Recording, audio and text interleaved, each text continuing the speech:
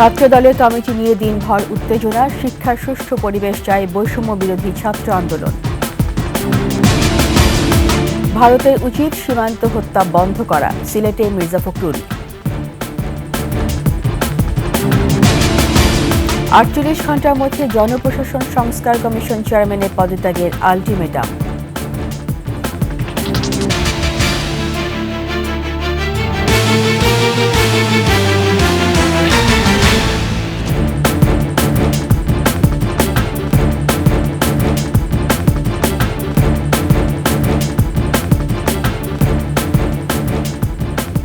শুনছিলেন সংবাদ শিরোনাম। আমন্ত্রণ 21 সংবাদের সাথে আছি আমি রীতা চৌধুরী। দর্শক, 21 টেলিভিশনের সংবাদ একই সাথে সরাসরি দেখতে পাবেন আমাদের ফেসবুক পেজ www.facebook.com/2124 অনলাইনে। সাবস্ক্রাইব করতে পারেন www.youtube.com/@21etv চ্যানেলে। কমিটি ঘোষণার পর দিনভর বিক্ষোভ করেন ঢাকা কলেজ ছাত্রদলের পদবঞ্চিতরা। সে সময় ক্যাম্পাসে একে একে 9টি ককটেল বিস্ফোরণের ঘটনা ঘটে। সরকারি বাংলা কলেজ এবং তেজগাঁও কলেজেও ছড়িয়ে পড়ে উত্তেজনা। এদিকে শিক্ষার সুষ্ঠু পরিবেশের দাবিতে রাতে ঢাকা কলেজে বিক্ষোভ মিছিল করে বৈষম্য বিরোধী ছাত্র আন্দোলন। দীপু শিকদারকে সঙ্গে নিয়ে আরও জানাচ্ছেন সিরাত আল মুস্তাকিম।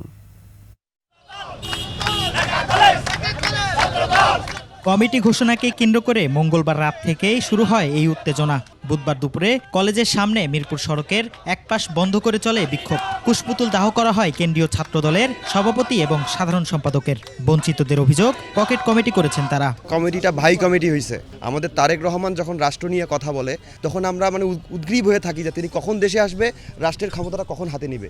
কিন্তু তিনি যাদেরকে দায়িত্ব দিয়ে রাখছে তারা তারেক রহমানের যে ভবিষ্যৎ পরিকল্পনা সেটা বাস্তবায়ন করার জন্য তারা কাজ করতেছে না। এখানে যারা একদম নিউলি, যারা 5 তারিখের পরে ছাত্রদল করছে তাদেরকে কমিটিতে পদায়ন করা হয়েছে। 14-15 যে সেশনটা 28 অক্টোবরের পরে যাদের কমিটিতে আনা হয়েছে তারা যদি একটা প্রোগ্রাম, তারেক রহমানের যে ঘোষিত প্রোগ্রাম দেখাইতে পারে তাহলে আমি ঢাকা কলেজ ছাত্রদল করব না।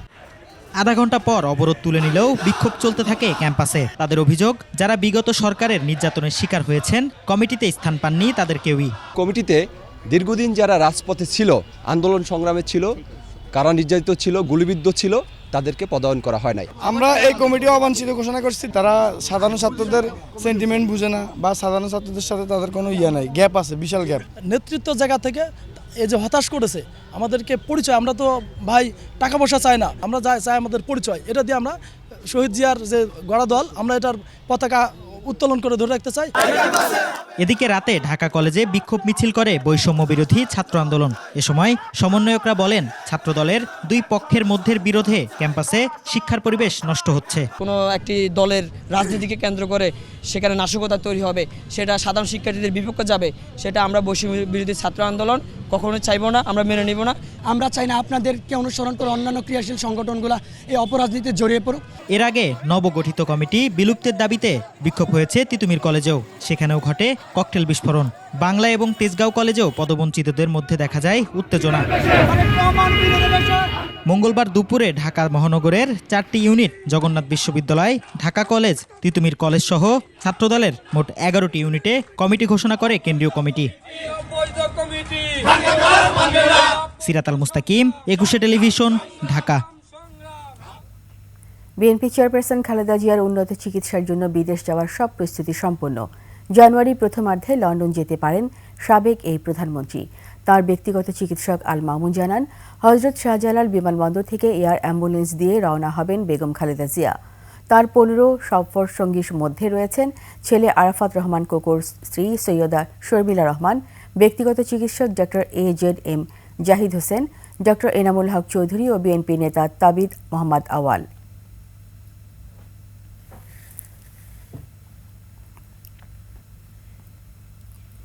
ভারতের উচিত সীমান্ত হত্যা বন্ধ করা, এমন মন্তব্য করে বিএনপি মহাসচিব মির্জা ফখরুল ইসলাম আলমগীর বলেছেন, সীমান্ত হত্যা কখনোই মেনে নেওয়া নয়। বুধবার রাতে সিলেট ওসমানী আন্তর্জাতিক বিমানবন্দরে সাংবাদিকদের মির্জা ফখরুল আরও বলেন, ফ্যাসিবাদ মুক্ত দেশ নতুনভাবে গড়ে তোলার দায়িত্ব সবার। দেশে গণতন্ত্র পুনঃপ্রতিষ্ঠার জন্যই কাজ করছে বিএনপি। একটি সামাজিক অনুষ্ঠানে যোগ দিতে ব্যক্তিগত সফরে সিলেট গেছেন বিএনপি মহাসচিব। আমরা সবসময় সীমান্ত হত্যার বিরুদ্ধে কথা বলেছি আমরা তীব্র নিন্দা জানাই এবং আমরা মনে করি যে ভারতের অবিলম্বে এই সীমান্ত হত্যা বন্ধ করা উচিত। ফ্যাসিস্ট রুলারের হাত থেকে আপনার মুক্ত হয়েছি, সেভাবেই সেই আবেগ আছে। সেই সঙ্গে এখন তো আপনার গণতন্ত্রের জন্য আমরা কাজ করছি, সবাই কাজ করছে। নির্বাচনের জন্য দ্রুত স্পষ্ট দিনক্ষণ ঘোষণাই দেশকে বড় ধরনের সংঘাত থেকে রক্ষা করতে পারে, এমনটাই বলছেন রাজনীতিবিদ থেকে শুরু করে সিনিয়র সাংবাদিকরা। তারা এও বলছেন অন্তর্বর্তী সরকারের উপর চাপ প্রয়োগ না করলে দ্রুত নির্বাচন সম্ভব না। সিরাত আল মুস্তাকিমের রিপোর্ট। অন্তর্বর্তী সরকার দীর্ঘ সময় ধরে ক্ষমতায় থাকতে চায় বলে মনে করছেন বিএনপি নেতারা। তাদের মতে নির্বাচন নিয়ে সরকারের কোনো মাথা ব্যথা নেই, আর এ কারণেই নির্বাচন না দিয়ে রাজনীতিবিদদের সাথে নিজেদের দূরত্ব সৃষ্টি করছে সরকার। হয়তো ডক্টর ইউনূসের ব্যাপারটাই জানতেন, কিন্তু বাকি উপদেষ্টাগুলো কিভাবে কার মাধ্যমে নিয়োগ হলো আমরা কিন্তু জানলাম না, আমরা অন্ধকারে থাকলাম। নির্বাচনের কথা শুনলেই তাদের মুখটা কাচুমাচু হয়ে যায়। রাজনীতিবিদদের কোনো মানুষ হিসেবেই গণ্য করছে না বা করে না, তারা নিজেকে বিরাট কিছু মনে করছে। ছাত্রদেরকে নিয়ে রাজনৈতিক দল গঠন করে ক্ষমতায় আনতে সরকার সূক্ষ্ম পরিকল্পনা করছে বলে মন্তব্য সিনিয়র এই সাংবাদিকের। দ্রুত নির্বাচন না দিলে দেশ আবারও সংঘাতময় পরিস্থিতির দিকে যাবে বলে মনে করছেন তিনি। এগুলোর কোনো দরকার নেই, নির্বাচন দিয়ে দিতে হবে। না দিলে একটা বড় ধরনের সংঘাতময় পরিস্থিতি তৈরি হবে দেশে। যদি কোনো দল গঠিত হয় বিশেষ করে ছাত্রদের দ্বারা, তাহলে তো একটা বড় ধরনের ক্ল্যাশ তৈরি হবে সোসাইটিতে। এবং গভর্নমেন্টের ইচ্ছাটা যে বুঝতেছি যে এই যে ছাত্রদের দ্বারা যে দল গঠন করা হচ্ছে, এই দলটিকেই ক্ষমতায় নিয়ে আসা। তারা বলছেন ন্যূনতম কিছু সংস্কারের মাধ্যমে এই মুহূর্তে দ্রুত নির্বাচনের কোনো বিকল্প নেই। তাড়াতাড়ি ইলেকশন দিয়ে সরে যান। সিরাত আল মুস্তাকিম, 21 টেলিভিশন, ঢাকা। জনপ্রশাসন সংস্কার কমিশন প্রধানের পদত্যাগ সহ সংস্কার কমিশন পুনর্গঠনের দাবি জানিয়েছে বাংলাদেশ অ্যাডমিনিস্ট্রেটিভ সার্ভিস অ্যাসোসিয়েশন। জনপ্রশাসন সংস্কারকে ভিন্ন পথে পরিচালিত করে দেশকে অস্থিতিশীল করার গভীর ষড়যন্ত্র হচ্ছে বলে অভিযোগ করেন বর্তমান ও সাবেক আমলারা। রিপোর্ট করছেন মেহেদী হাসান। প্রশাসনে পদোন্নতির ক্ষেত্রে পরীক্ষা প্রবর্তন, কোটা কমিয়ে 50 ভাগ করার বিষয়গুলো এসেছে জনপ্রশাসন সংস্কার কমিশনের আলোচনায়। এ নিয়ে ক্ষোভ সৃষ্টি হয়েছে আমলাদের মধ্যে। বিয়াম অডিটোরিয়ামে বাংলাদেশ অ্যাডমিনিস্ট্রেটিভ সার্ভিস অ্যাসোসিয়েশন এ প্রতিবাদ সভার আয়োজন করে। আলোচনায় অংশ নেন সাবেক ও বর্তমান কর্মকর্তারা। তাদের দাবি, গত 3 নির্বাচনের জন্য একতরফা প্রশাসনের কর্মকর্তাদের দায়ী করার সুযোগ নেই। শুধু কি প্রশাসন ক্যাডার নির্বাচনের সময় ভূমিকা পালন করেছিল, সেই প্রশ্নটার উত্তর আমাদের দিতে হবে। যারা কুচক্রী রাজনৈতিক বিভিন্ন উদ্দেশ্যে তারা যখন ক্ষমতায় এসেছে, তারা এই সিভিল প্রশাসনকে বাইপাস করে দিয়ে সরাসরি আইন শৃঙ্খলা রক্ষা বাহিনীর সাথে কানেকশন করার চেষ্টা করেছে। কর্মকর্তারা বলছেন, পদোন্নতির ক্ষেত্রে প্রশাসনের কোটা কমানো চলবে না, বরং শতভাগ প্রশাসন থেকে পদোন্নতির দাবি তাদের। আপনি কোনোদিন পরীক্ষা দিয়ে প্রমোশন, আপনি কেন আমার এই সন্তানদের উপর, আমার ছোট ভাইদের উপর পরীক্ষা চাপিয়ে দিচ্ছেন? উপসচিব পদে 50-50 বন্টন, যেটি আমরা মনে করি বৈষম্যমূলক, অযৌক্তিক এবং ষড়যন্ত্রমূলক। আজকে পরিষদ দেওয়া দিতে না করার কারণে যখন আমার একজন অফিসার বলে যে বিদ্যুতের নামে লুটেরা মডেল করা হয়েছে, তখন তার চাকরি চলে গিয়েছিল, তখন তো কেউ কথা বলে না। সংস্কার কমিশনের পুরো রিপোর্ট প্রকাশের আগেই নানা সিদ্ধান্ত সামনে আনাকে ষড়যন্ত্র বলছেন কর্মকর্তারা। তাদের দাবি, এর ফলে আন্তঃক্যাডার দ্বন্দ্ব সৃষ্টি করা হয়েছে। সাবমিট করার আগে আপনারা কি কোনোভাবে মিডিয়াতে বলতে পারেন? তাও এর কোনো সেন্সিটিভ বিষয় নেই না, এটা কিন্তু কোনো প্রসিডিউর না। একটা রিপোর্ট পুরোপুরি শুরু শেষ হওয়ার আগে মাঝখানে প্রকাশ করে দিয়ে এই যে অফিসারদের মধ্যে একটা আন্তঃদ্বন্দ্ব লাগিয়ে দিয়েছেন, এটা কি কোনোভাবে কি কাঙ্ক্ষিত? প্রশাসন ক্যাডারের কনিষ্ঠ ব্যাচের কর্মকর্তাদের নিয়ে জনপ্রশাসন সংস্কার কমিশন পুনর্গঠনের দাবি জানিয়েছেন সাবেক কর্মকর্তারা। বলছেন, কর্মকর্তাদের বক্তব্য শুনতে হবে কমিশনকে। আমাদের এই ক্রান্তি লগ্নে ঐক্যবদ্ধ থাকতে হবে। মেহেদী হাসান, 21 টেলিভিশন, ঢাকা। চাঁদপুরে এমভি আল বাখেরা জাহাজের মাস্টারের ওপর ক্ষোভ থেকে 7 জনকে হত্যা করেছে জাহাজের লস্কর আকাশ মণ্ডল ইরফান। বাগেরহাট থেকে তাকে গ্রেপ্তারের পর জিজ্ঞাসাবাদ শেষে একথা জানিয়েছে র্যাব। আকাশ মণ্ডলকে আদালতে হাজির করে 7 দিনের রিমান্ডে নেওয়া হয়েছে।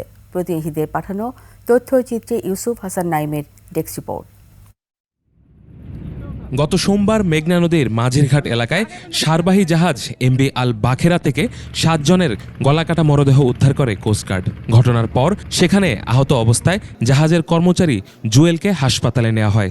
তার দেয়া তথ্য অনুসারে পলাতক লস্কর আকাশ মণ্ডলকে বাগেরহাটের চিতলমারি থেকে গ্রেপ্তার করে র্যাব। দুপুরে কুমিল্লা কার্যালয়ে র্যাব 11-তে সংবাদ সম্মেলনে আকাশ মণ্ডল ওরফে ইরফানকে আনা হয়।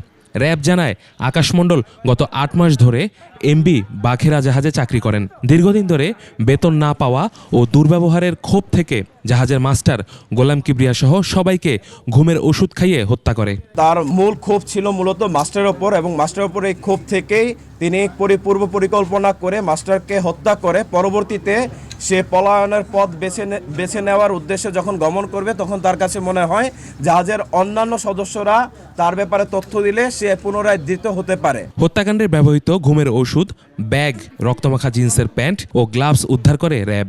আসামির 2টি মোবাইল ফোন, ভিকটিমদের 5টি মোবাইল ফোন সহ সর্বমোট 7টি মোবাইল ফোন, চেতনানাশক ওষুধের পাতা এবং নীল রঙের একটি জিন্স প্যান্ট যেখানে বিভিন্ন জায়গায় রক্ত মাখানো ছিল তা উদ্ধার করা হয়। মঙ্গলবার রাতে জাহাজে 7 খুনের ঘটনায় হাইমচর থানায় মামলা দায়ের করেন জাহাজের মালিক মাহবুব মোর্শেদ। এতে খুন ও ডাকাতির অভিযোগ এনে অজ্ঞাত 8 থেকে 10 জনকে আসামি করা হয়।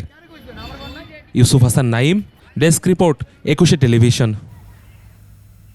নিচ্ছি সংবাদ বিরতি। যখন ফিরবো তখন অন্যান্য খবরের সঙ্গে আরও থাকবে। এবার সিলেটে বিপিএল মিউজিক ফেস্ট, মঞ্চ মাতালে নগর বাউল খ্যাত জেমস।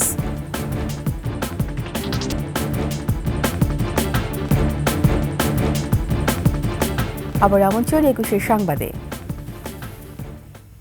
সব সম্প্রদায়ের মানুষ মিলেমিশে থাকলে দেশ অনেক দূর এগিয়ে যাবে বলে মন্তব্য করেছেন স্বরাষ্ট্র উপদেষ্টা লেফটেন্যান্ট জেনারেল জাহাঙ্গীর আলম চৌধুরী। বুধবার সন্ধ্যা খ্রিস্টান ধর্মাবলম্বীদের বড়দিনের শুভেচ্ছা জানাতে রাজধানীর কাকরাইলে গির্জা পরিদর্শন করেন উপদেষ্টা। এ সময় বলেন, বাংলাদেশ এখন কোনো ধর্মীয় ভেদাভেদ নেই। সব সম্প্রদায়ের মানুষ শান্তিপূর্ণভাবে নিজ নিজ ধর্ম পালন করছে। একটি মহল রাজনৈতিক উদ্দেশ্যে প্রণোদিতভাবে সাম্প্রদায়িকতা উস্কে দিতে চেয়েছিল মন্তব্য করে স্বরাষ্ট্র উপদেষ্টা জানান, তারা ব্যর্থ হয়েছে। আজকে বড়দিনের একটা বড় উপলক্ষ হলো একটা শান্তি। এই শান্তি প্রতিষ্ঠা করার জন্য আমরা সবাই একসাথে চেষ্টা করব। আমরা যদি সবাই একসাথে চেষ্টা করি, দেশটা কিন্তু অনেক অনেক আগিয়ে যাবে। এখানে কারো কোনো ধর্মে কিন্তু কোনো ভেদাভেদ নাই। আভিভা ফিন্যান্স লিমিটেড বাণিজ্য সংবাদ।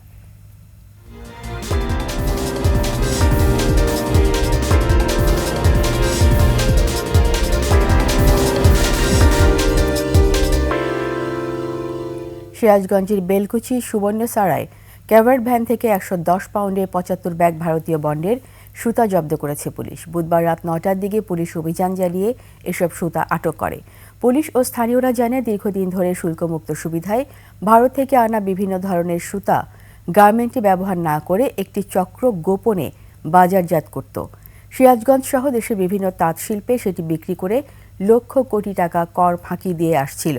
এ বিষয়ে 21 টেলিভিশনের অপরাধ বিষয়ক অনুষ্ঠান 21-এর চোখে প্রতিবেদন প্রচারের পর নড়ে চড়ে বসে প্রশাসন। এ প্রেক্ষিতে রাতে চট্টগ্রাম থেকে আসা ভারতীয় সুতা ভর্তি একটি ক্যাভার্ড ভ্যান তাঁত শিল্প সমৃদ্ধ তামাই এলাকায় যাওয়ার সময় স্থানীয়রা গাড়িটি আটকায়। তবে চালক ও চোরাচালানকারীরা পালিয়ে যায়। খবর পেয়ে পুলিশ ক্যাভার্ড ভ্যানটি থানায় নিয়ে আসে। এরই সাথে শেষ করছি 21 সংবাদ। যাবার আগে সংবাদ শিরোনামগুলো আরও একবার। ছাত্র দলের কমিটি নিয়ে দিনভর উত্তেজনা, শিক্ষার সুষ্ঠু পরিবেশ চাই বৈষম্য বিরোধী ছাত্র আন্দোলন। ভারতের উচিত সীমান্ত হত্যা বন্ধ করা, সিলেটে মির্জা ফখরুল। 48 ঘণ্টার মধ্যে জনপ্রশাসন সংস্কার কমিশন চেয়ারম্যানের পদত্যাগের আলটিমেটাম।